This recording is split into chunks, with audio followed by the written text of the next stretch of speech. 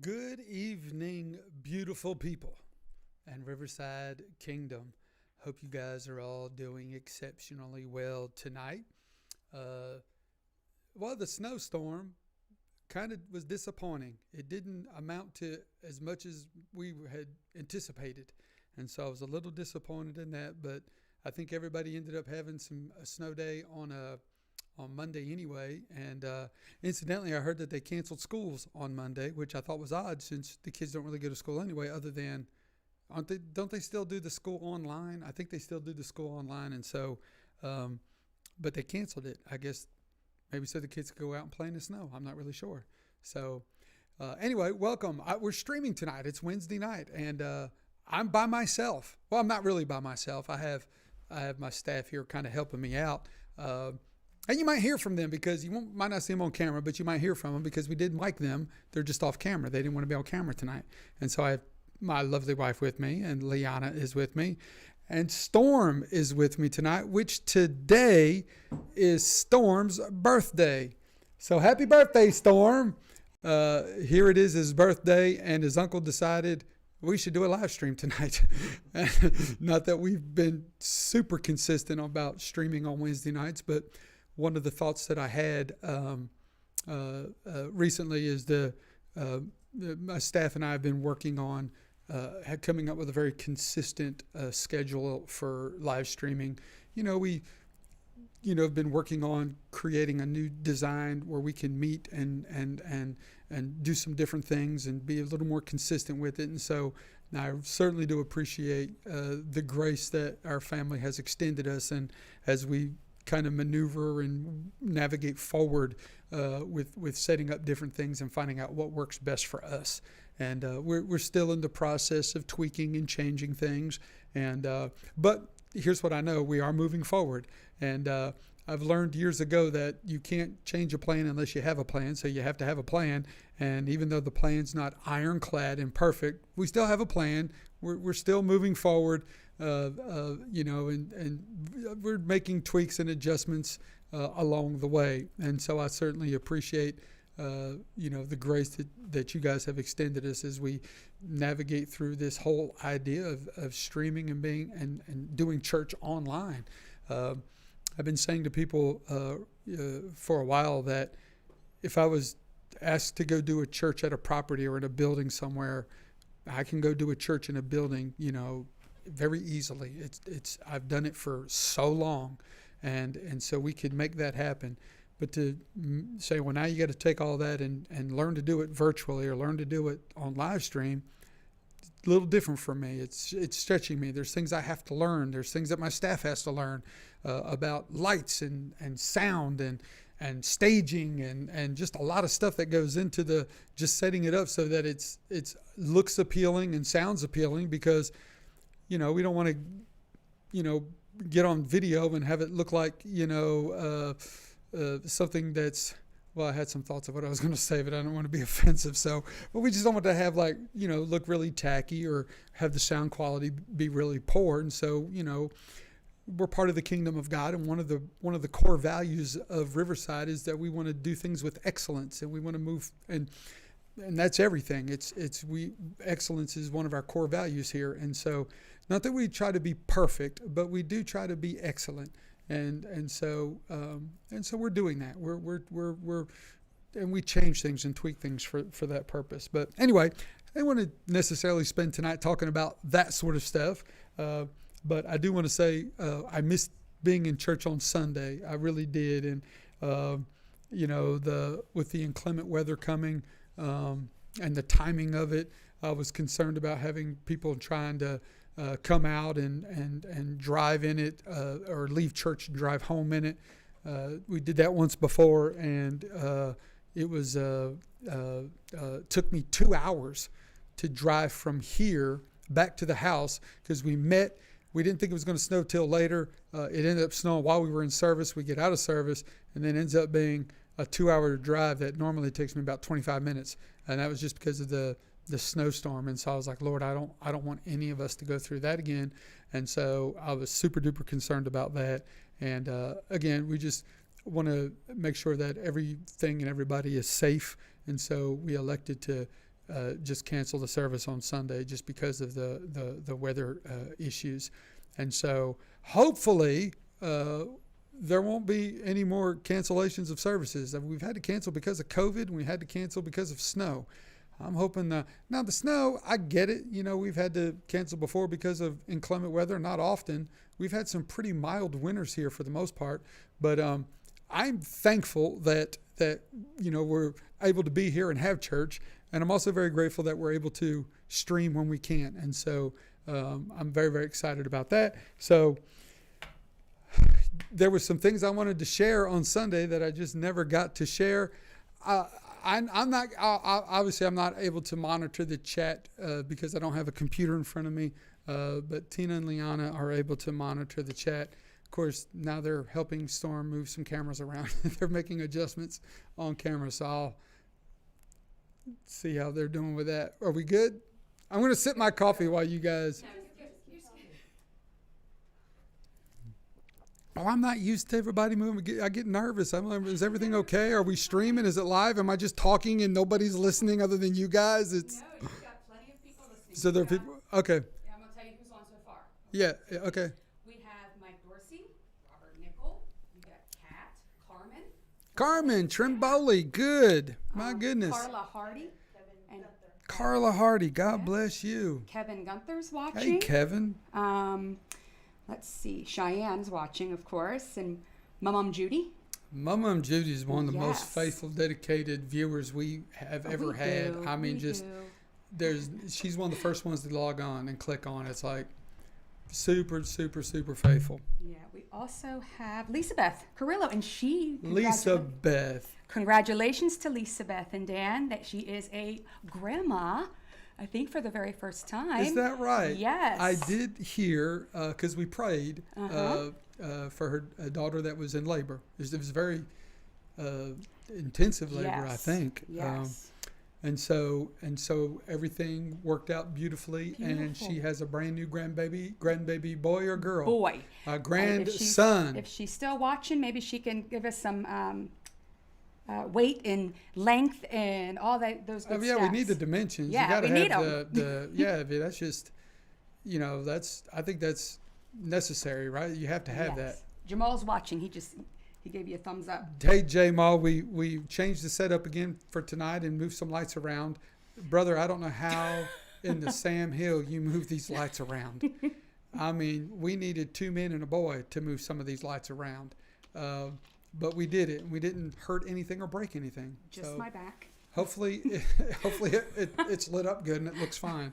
But I was like, this is above my pay grade, so, but we're learning. And we're still grateful to Jamal, just for helping provide some of the lights here for now. And just awesome.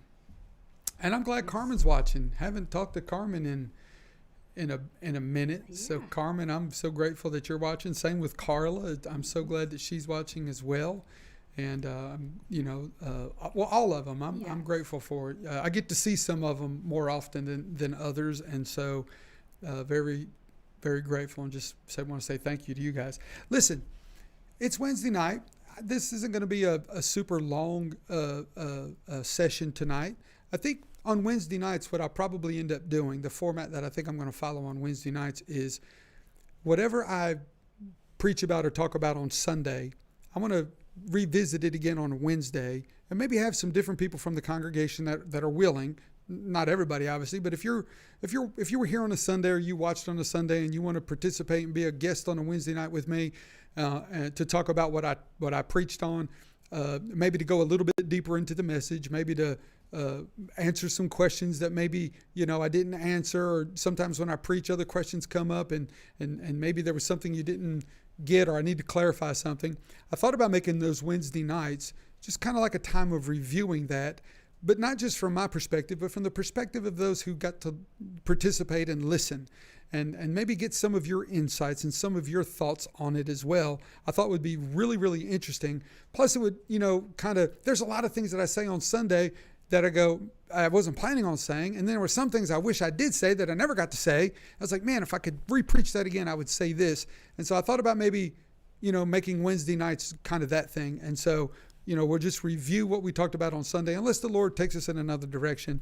I thought that would be something I could do on a Wednesday night. So if you're interested, and those of you that attend here on a regular basis, if it's something you want to do, please get in contact with me and let me know that you would be interested in coming on a live stream with me and just sharing your thoughts and perspectives on that.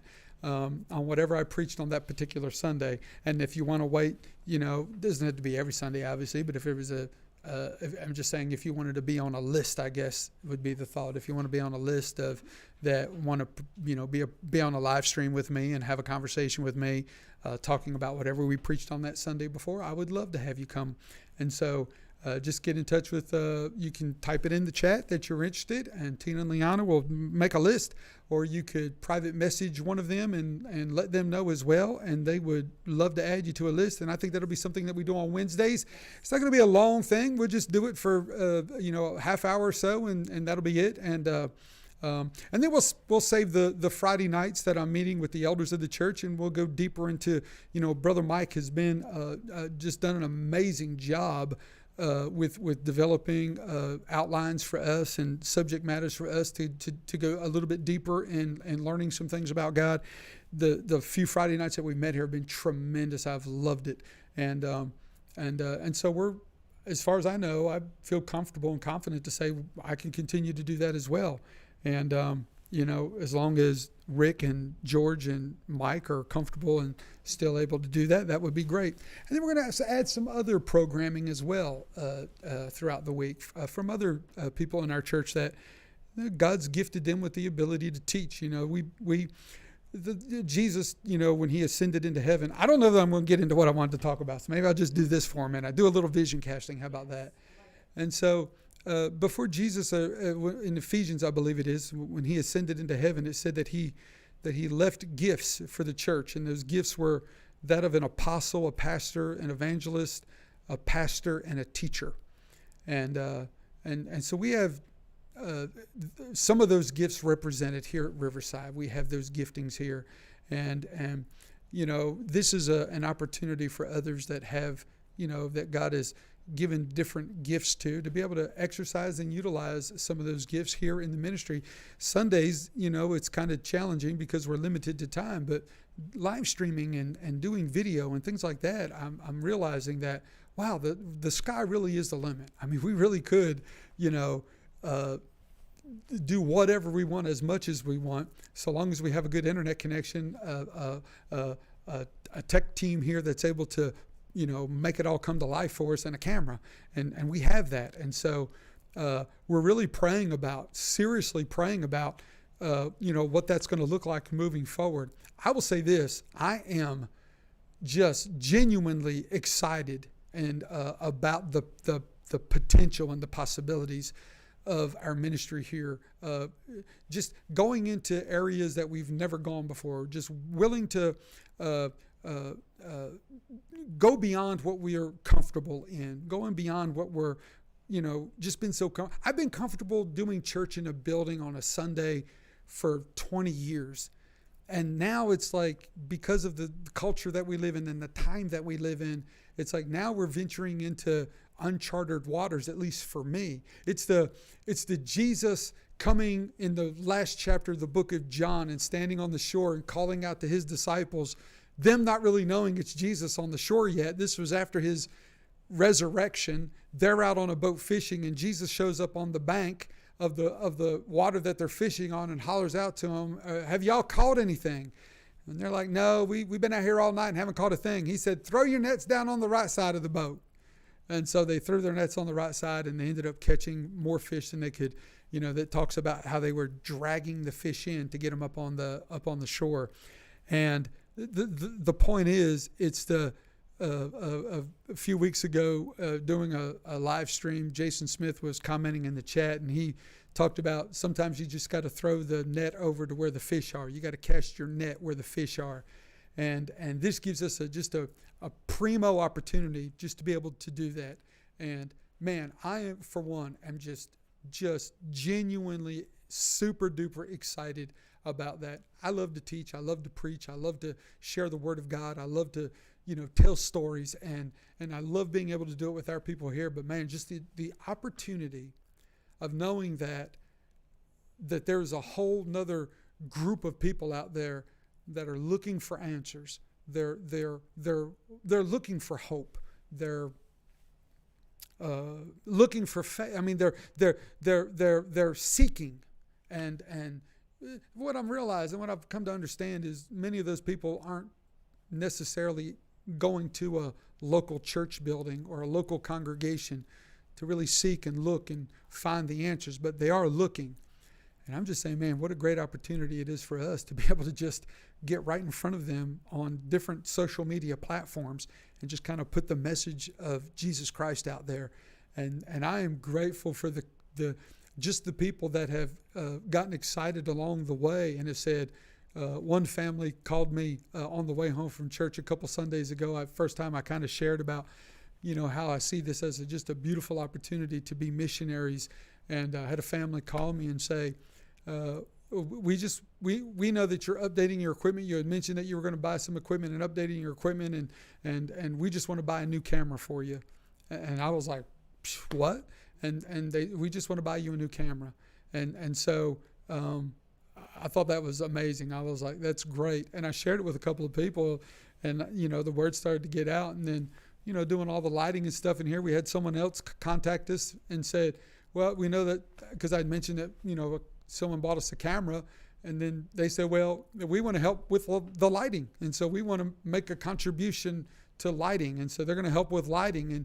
And Jamal's been very grateful to let us borrow his lighting, but he's a professional photographer, and he does this photography as a way to supplement his income, and it's a passion of his. He loves to do it, and so Jamal's got some of the best lighting I've ever seen in my life. And I've been to TBN and been on TBN with Jesse Duplantis, so I know what lighting looks like, and this lighting here is just incredible, and we're grateful for that. And we had others that said, well, we want to help with that, and Tina and I, just because of our desire to do this, made our own financial contribution to purchasing a lot of the equipment and stuff here to make this happen as well. And it's the idea and the thought of God's afforded us an opportunity to be able to share the gospel, not with just church people. I love talking to church people, but man, think about how powerful this could be.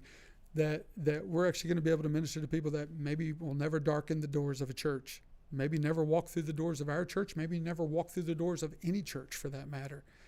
But then they happen to, one of you guys heard something or saw something that was said on a Sunday or said in one of our streams here that just spoke to you, and you thought, man, this person could really benefit from this, and you share that with them.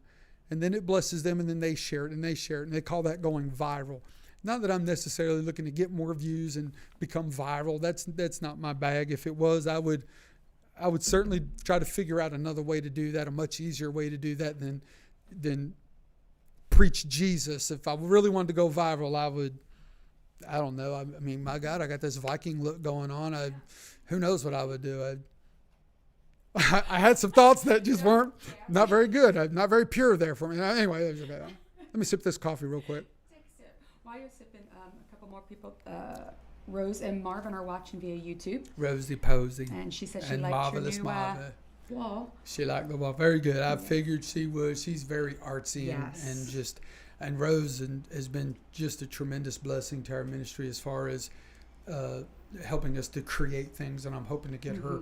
But she works full time, and it's challenging. But Rose, because I know you're watching, I just want to say that. We are starting to move forward into getting a creative team together, which you were part of at one time here, and have some conceptual dreaming about some things that I want to maybe accomplish using this format, and I'm sure you would have some great creativity and insight that you could help us with. So I appreciate Rose and Marvin so very much. They're just awesome people. And so welcome, guys. Glad you're watching. And so let me just say real quick, back on this opportunity, and it's the going beyond what I'm comfortable with doing. It's going beyond just standing in front of a congregation and speaking. It's you know, it's so much easier to stand. Believe it or not, there's a statistic that says that people's number one fear. You guys know what people's number one fear is? I'll just ask it in the chat. Put it in the chat. What is people's number one fear? There's a survey that went years ago, and they said the number one fear of people. What do you guys think it is? Liana and Tina, if you guys monitor the chat when they start putting those answers in. I know there's a bit of a delay sometimes. But what's the number one fears that people have that you think? Now, maybe not your fear, just in general. Or maybe it's your fear and you want to tell your fear. It's so what are they saying? I'd love to hear. Rosie's got death. Death, I can see that. Marvin says public speaking. And also. so did Kat on Facebook. Oh, and Jamal says getting fat. I say I See, that's a fear. I'm with Jay. No, that's a fear I don't have because I'm there. You can't fear something you already have. I have to put the getting on the fat. Yeah. Getting fat, not a fear of mine. I've already fulfilled that. Mine is I made my quote on that. So we have getting fat. We have public speaking. We have death. We have Biff. He came on and Hey, he said, Biff. I know, right? Not being liked. Oh, okay. That's true. Rejection. Oh, that's huge. I'm going to talk about that in the future. I will talk about that. And there's a lot of negative connotation that surrounds the idea of rejection. Something that the Lord taught me last year is that sometimes one of the best things that can happen to a person is them to be rejected by somebody or a group of people.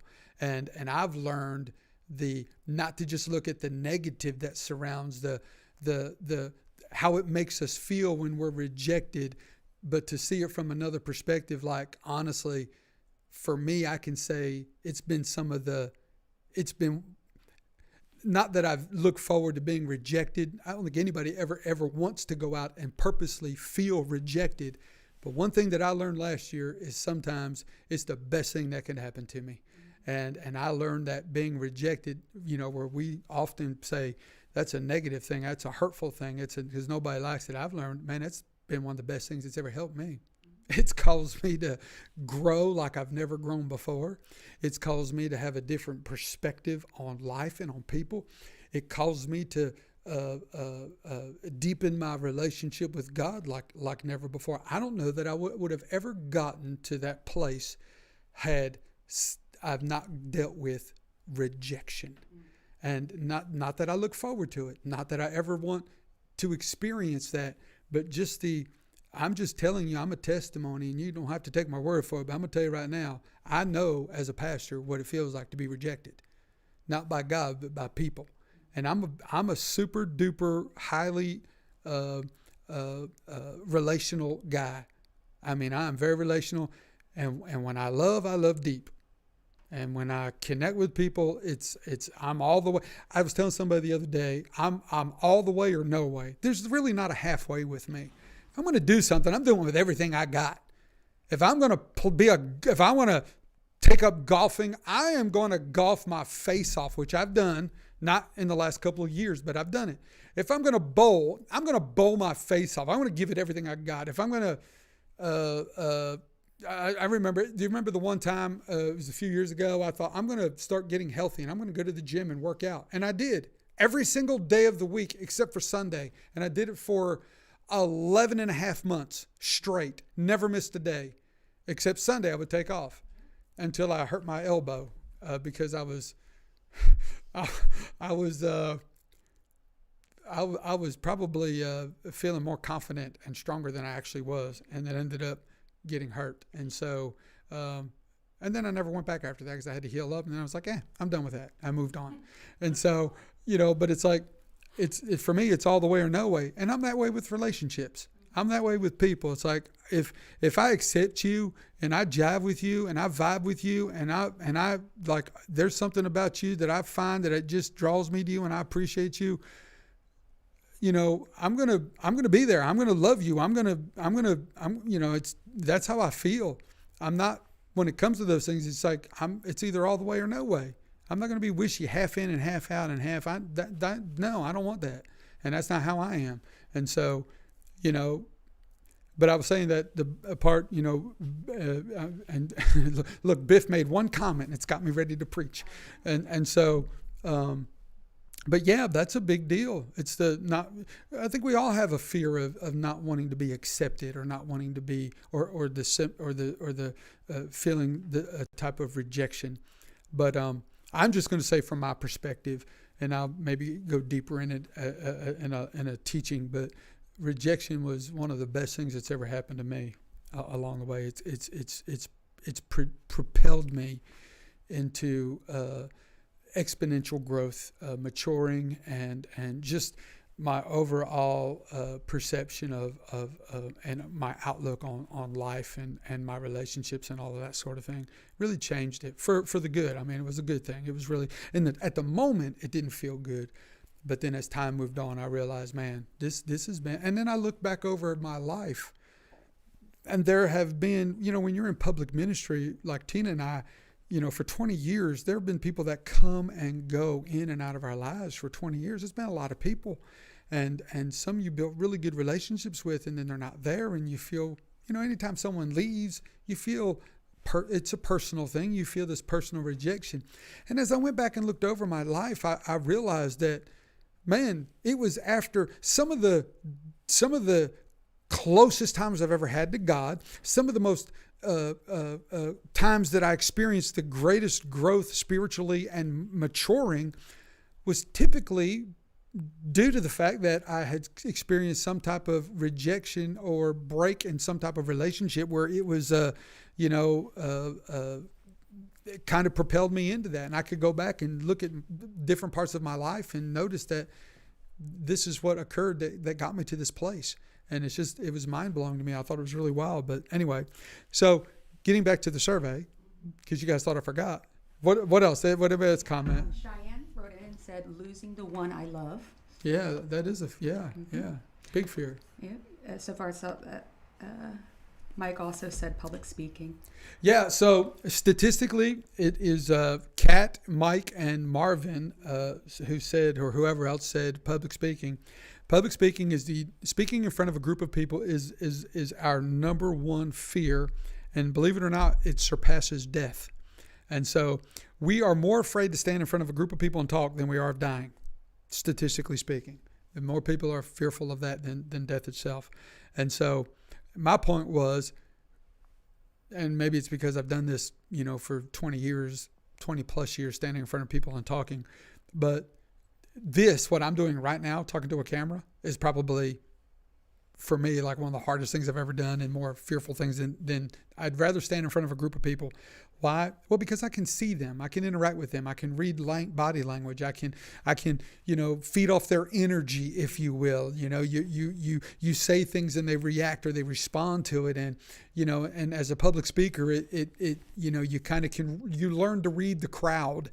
And when you learn to read the crowd, you learn where you need to go and where you need to maybe not travel in a message or in a teaching, because you're learning to read the crowd. When you're looking at a camera, and that's all you have, that's a little more challenging. It's a little more difficult. It gets me out of my comfort zone, and it forces me to have to be a little more intentional and deliberate and really, think ahead and plan ahead. And so this, for me, is certainly getting me out of my comfort zone. But I think I can, just like learning to preach and to teach in front of people, I think I could probably grow to, see the value of this and learn to be maybe better at it. I don't know. But anyway, so anyway, I wasn't really necessarily, I actually did have some thoughts I wanted to share with you from the sermon that I did not preach on Sunday because of the snowstorm. But I'm not going to preach it this Sunday because this Sunday, Leanna, remind me and help me if I'm remembering this correctly. But this Sunday, I'm doing some vision casting this Sunday, right? I'm gonna share with our congregation that comes to the building and those watching by live stream, our Riverside family. I'm gonna do some vision casting and share with you where I feel like the Lord is leading us as a church family, and give you a little more details. I've kind of been teasing you along the way for the last few weeks. But this Sunday we're gonna we're going to share a little more in depth about the direction that we feel like God's going to lead us in, and it's really super exciting stuff. And it's and also we're going to be discussing and sharing with you, we've opened the church and we've allowed people to come and do in-person worship, but it's been very limited. And we're going to talk about expanding that as well, and what that's going to look like as it involves our children's department and things like that. So be here on Sunday, or tune in on Sunday, and watch that live stream if you don't come, or if you're able to come, make sure you come and be a part of that service. We're going to have some praise and worship. We're going to enjoy the presence of God, and then we're going to instead of just spending time preaching a sermon, I felt compelled to do some vision casting and just share some things that will be coming up, just to keep everybody on the same page and let you guys know what's happening as we move forward. One of the things that we know around Riverside Church is that people get down on what they're not up on. And so it's good to keep people informed as you possibly can. And so I want you to be informed. I want you to know what's going on, and we're going to share that with you this coming Sunday. And so then maybe the following Sunday, or maybe in a live stream, I'll share the third part of our sermon series. I didn't even know it was going to be a sermon series, honestly, but it just kind of turned into that. If you remember a few weeks ago, I started talking to you about persistent faith, about the widow woman who was very persistent in her faith. And that she would go to the judge. He was just not a good man, and just a hateful judge, but she was very persistent and kept going until he finally gave in to what it was that she wanted. And I talked to us about how important it is for us as children of God to stay persistent and stay in pursuit and don't give up. Even when it doesn't look like God's going to answer, even when it doesn't look like your prayers are being heard, even when it looks like, the needle isn't moving, whatever you do, don't give up. Stay persistent, and the story of the widow woman who was persistent teaches us that. And then the week before last, I talked to us about being consistent in our faith. While it's so important to remain consistent, and I shared with you about Paul when he was on in Acts 27, I think it was, when he was shipwrecked on the island of Malta in the middle of this terrible storm that he was in. The Euroclydon that was wrecking the ship, him knowing that the ship was going to fall apart, him knowing that they were going to become marooned on an island because an angel had appeared to him and told him the ship's going to be destroyed, but you guys will survive, but this ship's going to be destroyed and you're going to be on an island. In the middle of knowing all of that, in the middle of the uncertainty of what was happening, imagine being in a Category 5 hurricane in the middle of a boat in the middle of the ocean for 14 days straight. That's where he was. That's where him and all the people that were aboard this ship, I think it was 260 some people, was on this ship for 14 days in just a torrential, horrific storm. And in the middle of it, Paul has communion. Like he has communion, what we're used to doing in church. He took bread and he blessed it and he broke it and they ate. He did communion. And as I was reading that story, it just hit me like, here this man is in the worst time of it. This is like not a good time for you, Paul. This is just a crazy moment that you're in. And yet you're consistent with communion. He's consistent because he did it at the church at Corinth. He taught them. On the night that the Lord was betrayed, he took bread, he blessed it, and he broke it, and he ate. And Paul teaches them, this is the Lord's Supper. And in the middle of a time where, just dealing with uncertainty and storm and knowing that, everything is literally falling apart around you, it doesn't affect who he is. It doesn't affect his faith. It doesn't affect how he approaches his Christianity. He does it the same. He's consistent. And I just thought, man, are we that way? Am I that way? It's like, is my faith contingent on my circumstance? Is my faith and hope in Jesus tied to if I'm having a good day or a bad day? You know what I mean? And so, how consistent are you? I've met people that, when life is just not well, and they're in a crisis, they'll run to Jesus. And then when life works out and everything's going smooth sailing, it's like they forget about Jesus. Everything's going good. And some people, they only remember him when they're in a crisis. Paul was in a crisis, and he remembered him. But Paul was consistent. That was his lifestyle. And so, I think sometimes we can allow our Christianity to be affected by our circumstances. And I just think it's imperative that we stay consistent. And then the last thought I had that I was going to maybe toyed with sharing tonight, but obviously I'm not now because I don't want to stay on here all night with you guys, and I'll save it. It's a little teaser. So we talked about persistent faith, consistent faith, and then what about when you have resistance in your faith? What about resistance in your faith? Have you ever thought about that? And so I have, and I found just a very compelling story in the Bible with Jesus and his disciples where, his disciples went through a time of things working against them. And Jesus actually, not in it with them, but on the outskirts, kind of looking in on them and watching them struggle. And that caused some tension for me because I'm like, Jesus, these are your disciples. You love them. You're watching them struggle. And you're just kind of like, almost like he's kind of chilled out, just kind of watching them like, boy, they are having a rough time down there. And this is, while he was walking the earth with them. This isn't his ascension into heaven and he was looking down at Stephen as he was being stoned. This was Jesus. He was walking in the flesh. He was with his disciples. This was part of his 3.5 years of ministry that's recorded in Scripture in the Gospels, and he saw that they were in a moment where things were coming against them, adversity. They were dealing with resistance, and he was just kind of monitoring and watching. And there's many thoughts that I have as it relates to that story. It's actually found in two places in the gospel. One, it's in Mark chapter 6, near the end of Mark chapter 6. And I believe it's also found in Matthew chapter 14. And it's the story right after Jesus feeds the 5,000. He tells his disciples to get in a boat and go across the lake to Bethsaida. And in the middle of them on their way to this journey, it says in the text that the wind and the waves were working against them, that they had all this resistance coming against them. And as I thought about that, I thought, I'm not going to preach it, I promise you, but I'll tease you with it a little bit.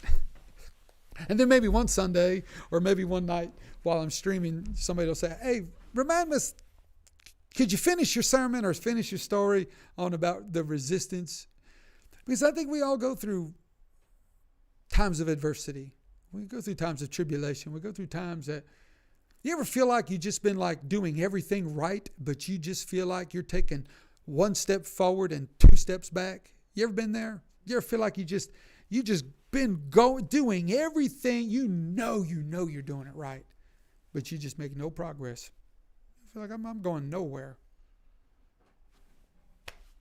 Well, that's the resistance that we deal with from time to time, and we deal with that.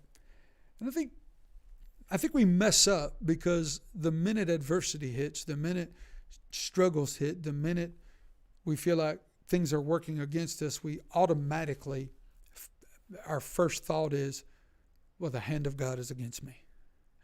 God's judging me and God's against me. Or you think, I must have really messed up because, now, I'm dealing with all this adversity. God must be angry with me. He must be, and he's teaching me a lesson.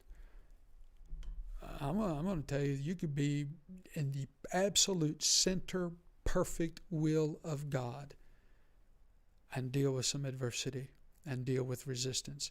I mean, you could be following him, crossing every T, dotting every I, doing it exactly right and exactly perfect, but then still discover I'm in a place where I'm working so hard and I just don't feel like I'm making it anywhere. That's you're dealing with resistance, and resistance is not an announcement that you're against the will of God or God's will is against you. No, resistance could actually be the announcement that you're on the right track and you're doing the right thing. And so I'll share that with you when I get another chance to, and I have some time. I don't want to do it tonight because it's Storm's birthday, and I don't want to keep him here all night. He probably wants to go and have cake somewhere. Storm, you have plans tonight? No. Just live stream. That's my boy. That's my nephew. He's like, no, I'm committed. I'm dedicated to the gospel teaching of Jesus Christ. I'll forego and sacrifice our birthday.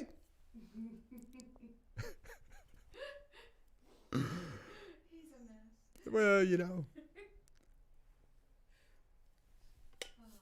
How's it going over there, ladies? It's going for, I do say that this needs a mention only because it was pretty fun. I thought it was funny. Mike stated, back to when you're he was taking a poll, the fear of dying while speaking in public. The fear of dying while speaking in public. That is a preacher's nightmare, I suppose. Yeah, Mike. Yeah, that was. Yeah, I guess so. Yeah, that wasn't. And Rosie said something really good. She goes, when you break a bone, it heals stronger. I guess the same goes for our hearts. When you were talking about. Yeah. Yeah, I like that. I know they're talking, but is that microphone able to pick them up, Storm? I know we wired them. And so just so everybody can hear. Otherwise, they're just seeing me kind of stare off in the outer space. But they can hear what you're saying. Yes. It's so true, Rose. It's the, I have learned in this journey that while the pain of a broken bone initially is not that great, it's when the healing takes place, it does. In fact, here's a true story. Back in the day when I was a much younger man, I was much heavier, but I played basketball, or at least I tried to play basketball. And I'm not a basketball player, obviously, but I was much larger than I am right now. I know that you might find that hard to believe, but I was probably about 100 pounds heavier. Well, maybe not 100 pounds, probably about 70 pounds heavier than what I am right now. And but I was young, and so I was playing basketball, and I broke the bone on my foot, on the little bone on the outside of the foot. I don't know what that little bone is called. Somebody who's smarter than me out there may know what that's called. That little bone on the outside of your foot, I broke it right in half. And then it healed up over time. And then I went right back to playing basketball again because what did I tell you earlier? I'm all the way or no way. If I find something I enjoy doing, I'm going to do it until I can't do it anymore. The bone healed up and I went out to play basketball again. And what do you think happened? Same thing, broke it again. It healed up. I went back out 8 or 10 weeks later after it healed up and broke it again. I'm a dummy sometimes and hard-headed. I broke this bone 6 times. Not only did I break this bone 6 times in this foot, but in this foot over here, the same bone on the opposite side, I broke it 2 times. So same bone on either side, playing basketball. I don't play basketball anymore, by the way. I did eventually learn my lesson after breaking the bones, 2 different bones, 8 different times. But incidentally, here's what happened, Rose, since you mentioned about the broken bone. About 2 or 3 weeks ago, I was having issues with my foot on this side, and I thought maybe it was a gout flare-up or arthritis or whatever it was, but it was over there exactly where I had broken that bone in the same spot. And if I reach down and feel that, I can feel this, I guess it's like a calcium buildup, but it's huge. It's like very noticeable. You can touch it and feel it. It's like this massive calcium where the bone, I guess, just kept putting calcium on it because I guess your body realizes that this is a very weak place and we're not going to let this stay a weak place. And so it strengthens it by depositing calcium there and just kind of fortifies it and makes it stronger than it was initially. And because I'm a dummy and I broke it 8 times, now I got this massive calcium deposit on there. He's like, you are not breaking this a 9th time. And so, but yeah, it's wild. And I never really, incidentally, I don't think I ever really thought about a broken heart and how when it heals up that, but here's the thing I just want to caution us on. I know our hearts have been broken from time to time. Just be careful that you don't let that thing get hard. It's okay for a bone, but don't let your heart get that way. And I've been over the years, being in public ministry, you do get hurt from time to time. And I'm very careful, and I try to be very careful not to become hard-hearted and jaded towards people, because you had some boneheads in your life that hurt you. Don't punish other people. Stay. One of the things I learned when I first got into ministry, I had one of my aunts tell me, and I'll never forget this. She said, "I recognize the tenderness of God you have."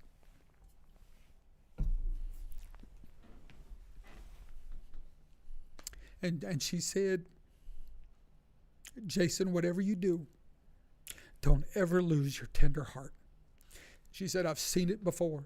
I've seen men of God get into the ministry and they just become hard and jaded." She said, "You're tender. Don't ever lose it." And I've worked very hard, I guess, through the pain to make sure don't let your heart get hard towards people. They're just people. Don't let your heart get hard. And I've had to, on purpose, try to stay tender before God so that you don't get so hardened towards the people that you minister to. And I feel like I've had some success in that area. I feel like I've stayed tender. And listen, along the way, I've got people around me now that just the most beautiful spirits, just the most awesome people, and they far outweigh any of the negative, hurtful rejections that I've ever dealt with. Is completely overshadowed by the people that I have around me. My family, my biological family, my spiritual family. My goodness, I am blessed beyond a measure. I really am, and I'm grateful. I'm grateful for those relationships, and I'm looking at probably reaching maybe the peak of my ministry. Maybe I'm on the downside of it. I don't know at my age, but I'm looking at it now going, I'm anticipating that these next several years will be the best years in the ministry that we've ever had. So, anyway, try not to be too emotional, but so anyway, it's what time is it? I don't even have I have a watch. Oh my gosh, Storm, I told you 30 minutes and you let me go 21 minutes past. I blame Storm. So listen, let's jump off the air here. Thank you so much for letting me come in and be a part of your lives tonight and share my heart with you. I was going to share about the resistance part, and I feel like it's a really good word. Maybe I'll save it and I'll share it maybe the Sunday after next with our people, and let you enjoy and just hear that. And then maybe we'll dive into it that following Wednesday. I'll have some guests come on and share that with me. Thank you for letting me come in and be a part of your lives. I do apologize for going past the 30-minute mark. I am trying to get much better at limiting my time here, and so that you're not on here, listening for a long period of time. But I'm glad I got to come on Wednesday night and share my heart with you and just interact a little bit with you. And, just me. I enjoyed this. I love having guests, but I kind of enjoyed this tonight. So, Friday, we're going to be streaming again Friday night at 7 o'clock from right here in the studio. And we're going to have George and Mike and Rick and myself sitting around a table, just diving into the Word of God and talking about the Word of God. I think we're going to finish the second part of Mike's outline that we started about being an ambassador of Christ. Mike, if you're still watching, if you can throw that in the chat and just confirm that that's the direction we're going in, unless the Lord's kind of altered. I was saying about the apostolic, the 5 gifts. We have teachers in here, Mike being one of them, just a amazing teacher. I do have another nickname for him, but I'll reserve that and save that for another time when I have a larger audience, and I'll share my nickname or my pet name that I have for Michael. He's a good guy. I love him. He's been. This past year, it's so wild to me. I know I need to get out of here, but let me just share this. It's so wild to me is that the people that have been around me for years, I spent 2020 getting closer to some of them than I ever have before, and I've really have found a deeper appreciation for people that have been around me this whole time. And just, because of other relationships, I failed to realize and failed to recognize the depth and the beauty and the talent of these other people that have just been there the whole time being faithful. And I just never noticed it. And because of, certain events that took place last year, I was able to, my perception and view of people has shifted and changed. And I'm like, I have a deep appreciation for Mike Dorsey, just a deep appreciation for Rick, a deep appreciation for George, and Liana, and just many others that I'm just so grateful for them. And so anyway, just, gosh, I could sit here and name names. The Reeves family, Betty and Biff, just, gosh, they're awesome people. I was really I was like grieving when they talked about moving. Oh, I grieved in my spirit. But I want them to be happy, they're good people.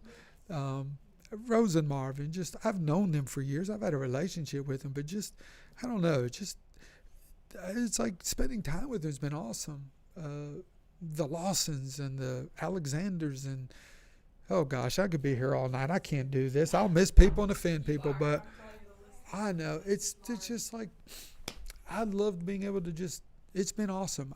Just the gifts that God's given us and has placed right here. That's why I see it when I look towards the future, and I see the potential of what we have, knowing the people that we have with us, knowing the platform that God has given us. Man, it's like, oh my gosh, my heart just explodes with excitement and anticipation. It truly does. I'm not just saying it as preacher speak. Like, I was telling people I don't really sleep much at night, but it's not because I'm worrying about stuff. It's because I got just like good stuff on my mind, and I got to write it down, and I can't sleep because I got to process it, and I'm dreaming. Oh my goodness, the ideas of, anyway, gosh, I got to stop. It's been an hour. I just want to tell you that we do have Russell Kriegel. I think that's how you say his last name. That's the DJ Russell. DJ Russell. He was saying how awesome. he's so happy to have met you and everything. I just that wanted dude to has give a shout great out. disposition and a Doesn't great he? spirit. I met him at my nephew's wedding. He was the DJ for the reception, and man, gosh, that guy had a lot of energy. Just an awesome dude, lots of energy, and man, just so polite and respectful and professional. Yes. And just like, I got to talk to him a little bit afterwards and hear about his awesome family, and I was just like, this is, what a blessing, and that dude. So Russell, man, I'm glad you were watching, dude. It's I was just blessed to be able to meet you and talk to you, man, and I hope your DJing business is blowing up. Yes. If I knew the name of it, I'd give you a shout out. I know. I don't know. So maybe you can put it on. Put it in the chat, Russell. Put your man. He probably was like, nah, but I think he goes by DJ Russ. DJ Russ, and he's on Facebook, so anybody can connect with him. And he's not just jumping on now. He actually tunes in regularly is waiting for us to reopen. Yes. The back, so him and his family can join us. Well, Russell, just so you know, we've been meeting with, talking with people in our children's department, and we are.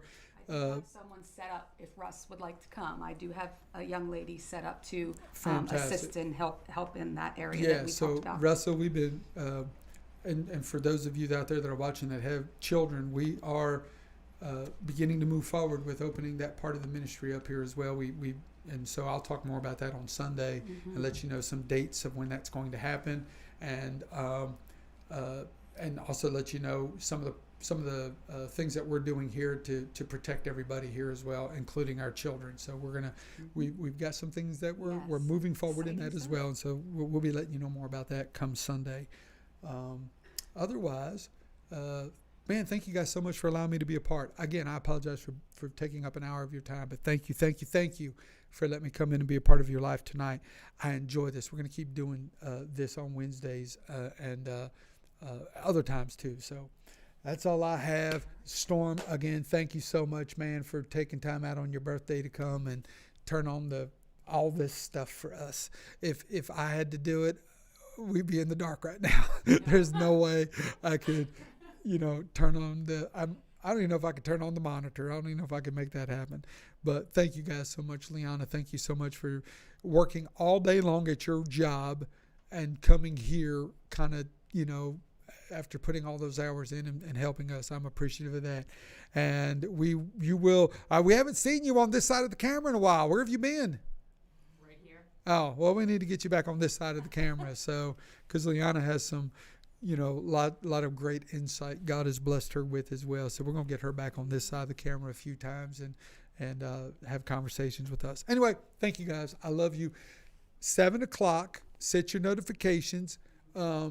We'll try to send you an email. If we have your email address, we want to email you just to remind you of times coming up that we're going to be streaming live.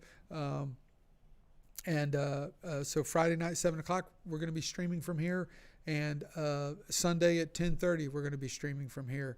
And then we're getting on a more consistent schedule, and we'll be kind of posting that and letting you guys know what that's going to look like, so that you can put us on a calendar so that we can stay in touch and minister consistently and effectively with you guys. We're going to practice what we preach. We're going to be consistent. So I love you. Thank you guys so much for being a part of tonight's live stream. And again, thank you for letting me come in and be a part of your life. God bless you guys. I look forward to interacting with you on Friday night as well. Y'all take care. See you guys.